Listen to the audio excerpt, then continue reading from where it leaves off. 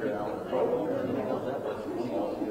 assuming question, a little bit of a source for. I'm serious. Oh, okay. I've never seen one of that. I think it's maybe A bounce. Okay. Like you were the sideline. You broke that if you're going.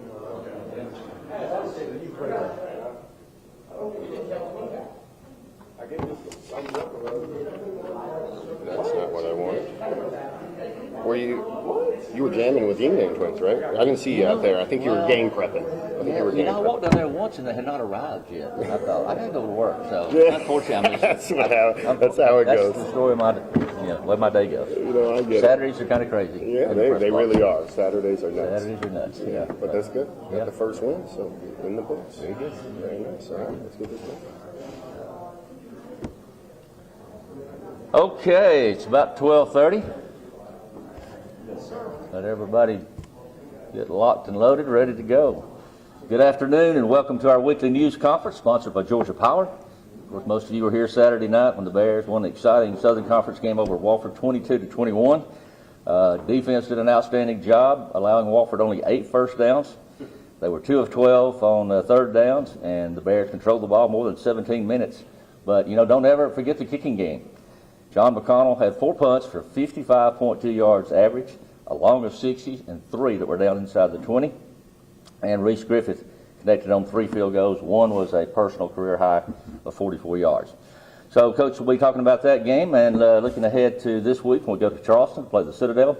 Kickoffs at 2 p.m. at Johnson Haygood Stadium. The overall series, Mercer has 10 wins, the Citadel 11, 1 tie. Mercer won last year's game here in Macon by 38-21. After Coach, we'll have 2 players with us, running back Micah Bell and defensive lineman Caden Camise. With that, Coach Deckett.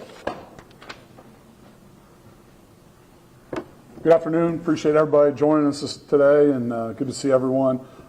Certainly really pleased with the outcome from Saturday.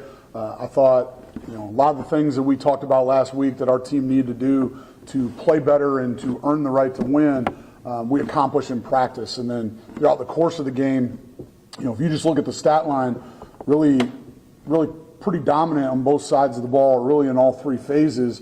And I think just most proud, kind of hitting each way. On offense, we've talked about us being out of rhythm and just a bit out of sync, which was causing the defense to be more on the field more going into last game. But we come out and obviously made a change at quarterback, started freshman Braden Atkinson, and I thought he played extremely well, with the exception of a couple of those picks. But, he connected, I think, on his first 9 passes.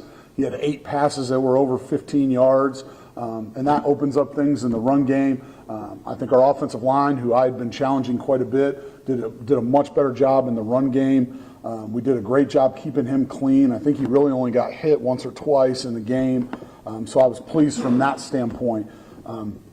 Things that we have to do better, obviously ball security. Anytime you turn the ball over 4 times, it's a massive issue, which is why the score, with the stats skewed the way they were, the score was closer than the stats may have indicated. And we can't turn the ball over 4 times, so we'll work a ton on our ball security. Not that we haven't been, but we'll reemphasize all those things. And then really just our red zone stuff, especially inside the 5-yard line. We that's a demeanor. So I take that stuff personally as an offensive line guy. When we're on the 1-inch line twice, we need touchdowns, and that's how you put teams away. That's how really competitive teams, that's how great teams play, and we have to have that advantage. And it's a demeanor, it's a toughness, it's an execution issue. You need to do those things best when you're in those critical moments. And so we'll get those things cleaned up, but in general, we played significantly better on offense. I thought our wide receiver room did a really good job catching the football, making plays after the catch, as well as blocking. So just all in all, pretty pleased with what we did offensively. As far as the defense goes, again, I think we held them to, 50-some yards rushing, if that, and kind of forced them to be one-dimensional. And again, held them to only 8 first downs. They were 2 of 14 when you add up the 3rd and 4th down attempts. And so that's like 14%, which, if you can keep teams to that, you've got a really good chance of winning each week. And so just really proud of the way we played. I'm proud of there were some really big moments in that game. We talked all week about every player has a 1/11th to do, and you don't know when your 1/11th is going to be the game breaker. And you saw it, so you have to play every play as if it is that way. And you saw it with Tommy Bliss, and it's not just Tommy Bliss on his long track and then the strip at the goal line. You saw it because there's two or three more guys running behind him where Wofford wasn't able to recover the ball in the end zone. And so those effort plays, you never know when your effort and your execution is going to be the game breaker. You saw it with Drew Clare on a critical 4th down stop late in the game in 4th quarter. He and Caleb Hutchinson were in there and got us the ball back. You saw it with Andrew Zock on a 4th down must-have where All-Americans showed up and got us a sack. And then you saw it with C.J. Miller with a fantastic throw and catch there to put the game away. And so really, I'm proud of our kids because they fought, they played hard, they did a lot of what we asked. They didn't listen to the outside noise, and they just worked on the things that they could execute. A couple of the big plays defensively that we gave up, the one we just tripped on, and sometimes that happens in football. You'd like to still keep it in front of you.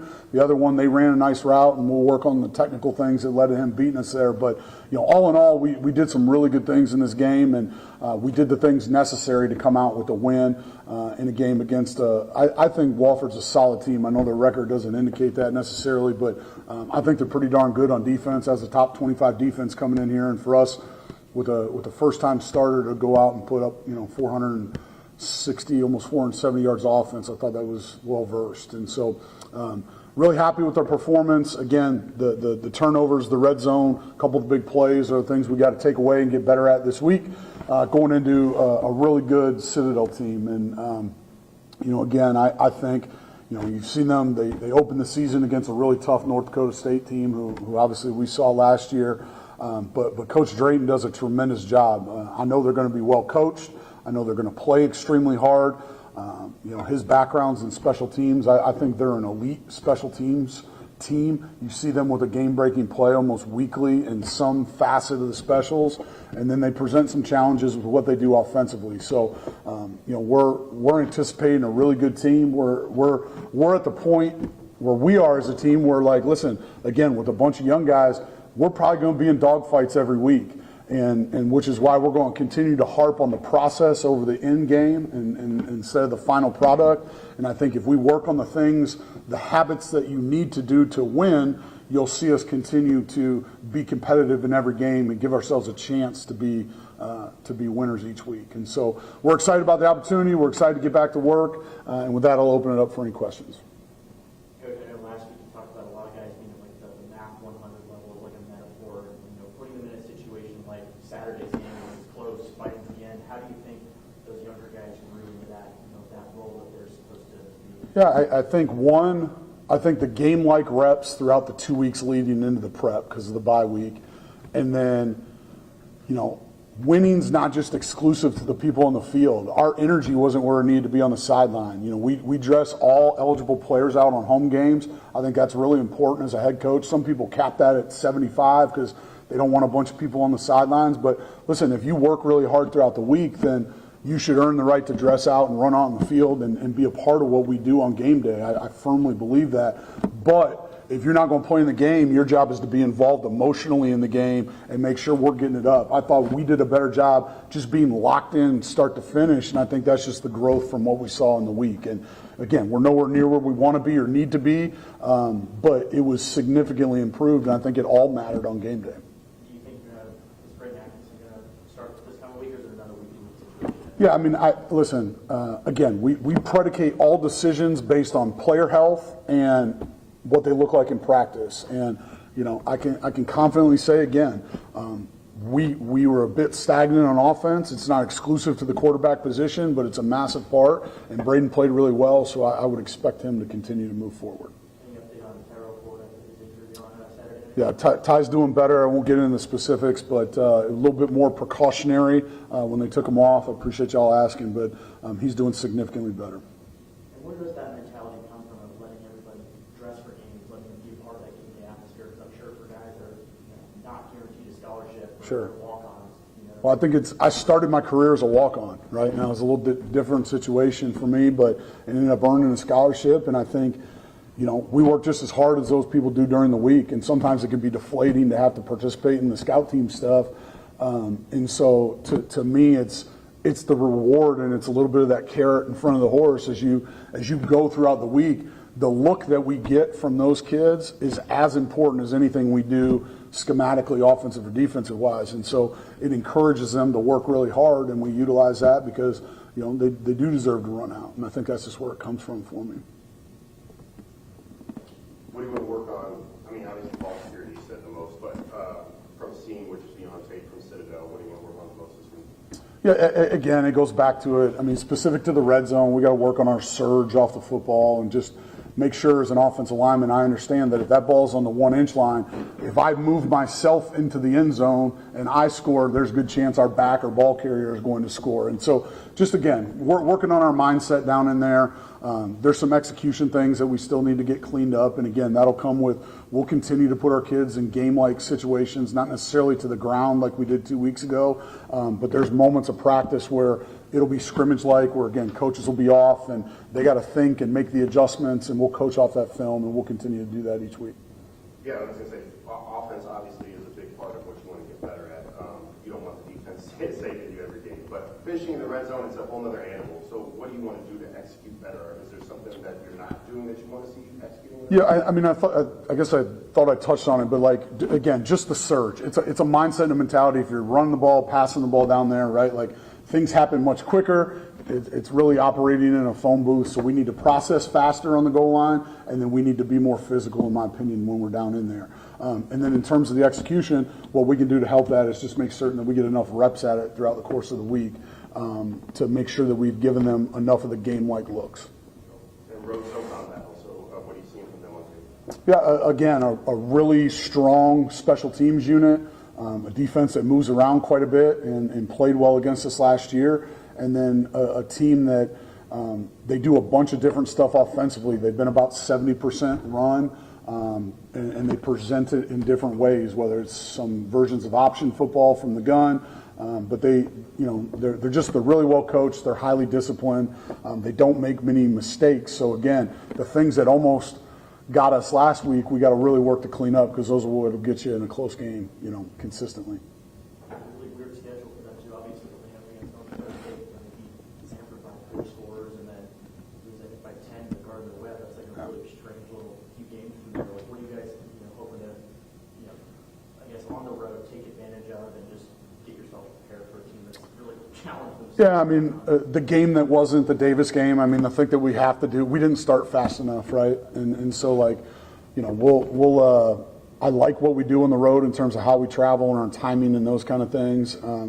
But we have to start fast. We have to know that they're not going to beat themselves because they're really well coached. And, that means we have to be really clean in what we do. We got to work on the technical things, and, whether that means we spend a little bit more time and some individual work this week as well. But really it comes down to the small stuff when you play good teams. You got to eliminate turnovers. You got to eliminate penalties to the best of your ability. Really the pre-snap ones, kind of the dumb ones, because we want to play hard, and sometimes you're going to get them that way. And then we got to be rock solid in our special teams.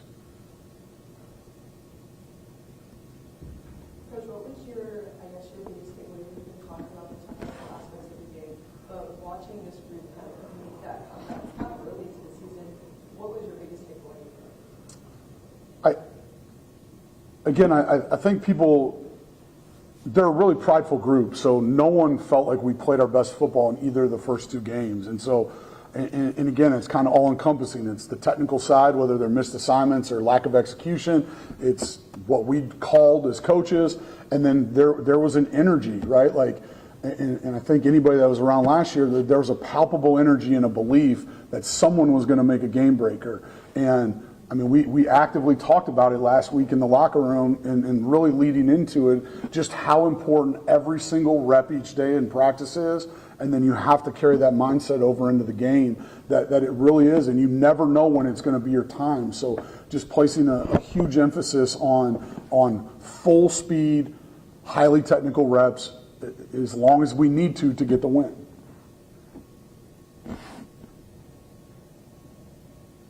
Anything else for Coach Jacobs? Thank you all. I appreciate it. All right, thank you. All right, we're going to go to the offensive side and the defensive side. Let's bring up Micah Bell first, one of our running backs, redshirt junior. I'll let Micah tell you his hometown and where he was at previously. Give us a little opening statement then.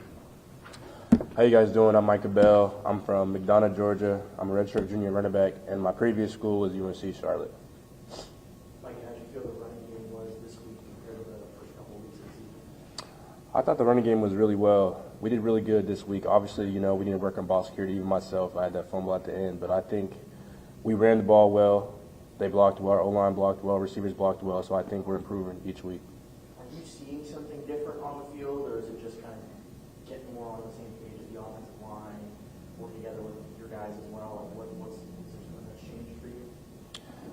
I think we're just getting better as a group. Like up front, we're getting better at blocking on the edge. Perimeter, we're getting better. Even running backs blocking. I think when the blocking is better, obviously the run game's gonna be better. So that's basically what's happening. The biggest play of the game, I know the ball, CJ Miller's catch, from Braden. I mean, how big was that? What was that energy like? Just watching that all go down. Yeah, no, that was amazing. I got ecstatic for my guy when I saw him catch because we have a joke going on about like a hands chart in the running back room. So seeing him catch that ball, that turned me up. We put him at the top of the hands chart for that one. So, yeah, it was great, seeing a fellow running back balling out, especially catching the ball like that, game-changing moment. So it was fun. Yeah, I don't need to be a sore subject, but who usually has the best hands in the running back room? I would like to say myself, but nobody else would agree with that. So I say Tyrell Cord. Cord, he has the best hands. He's the most. Yeah. And then what's next for you guys this week as a group against the Citadel? Coach mentioned they like to run the ball a lot. What are you guys hoping to do and just keep that momentum going on through? Yeah, we're just hoping to continue to be who we are. Just continue to run the ball, continue to pass the ball. I think we played a great game. Offensively, like you said, we need to finish in the red zone. So just continue to do what we do. Just get better at our job. So.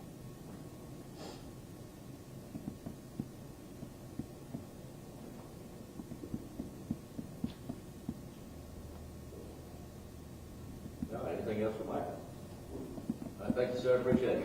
All right, let's go to the defensive side of the ball. Caden Camise, redshirt junior. Caden, give us your hometown and where you previously played.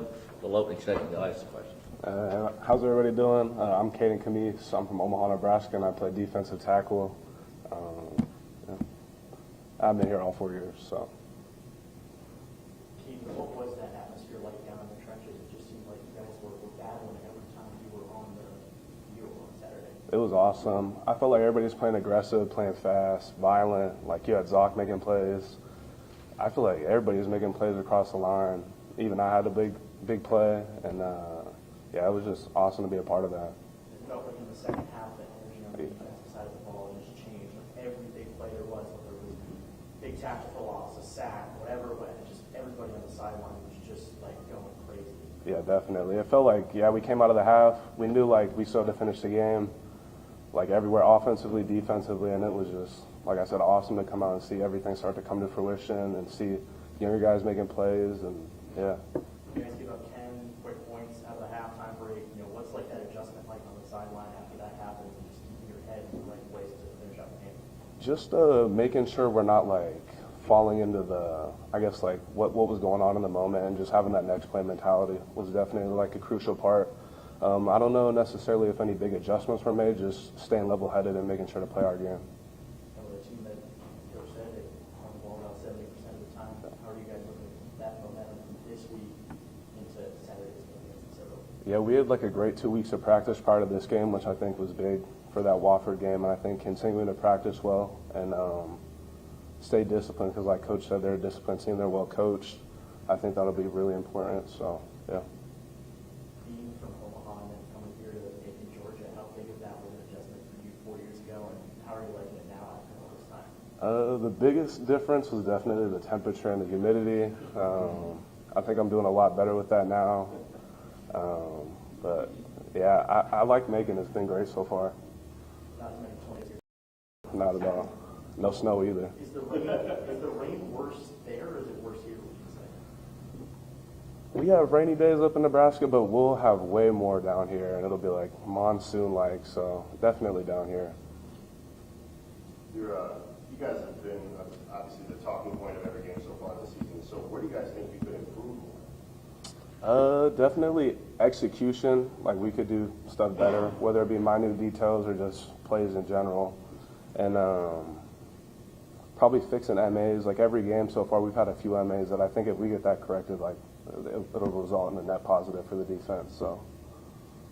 Chemistry-wise, what are you guys doing off the field? Off the field, I feel like, yeah, this is probably like one of the closest groups I've been a part of. Definitely over the course of the summer, a lot of team bonding, hanging out with each other. We were playing chess in the dorm rooms, cards. Yeah, so I feel like a lot of team bonding has been done. What's the best chess opening in why? For me, I'd probably say like the London because it's pretty easy and doesn't allow for a lot of error. What's your chess info? 1400 on chess.com.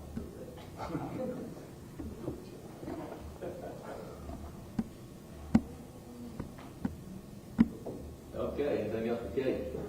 We got down to the serious stuff. All right. Appreciate each one of you coming. Of course, again, kickoff's 2 o'clock over at Charleston against the Citadel. And after that trip and win, we'll be back here next week as well. Thanks to each of you for coming. And you guys in the media, help yourself to food first if you want to.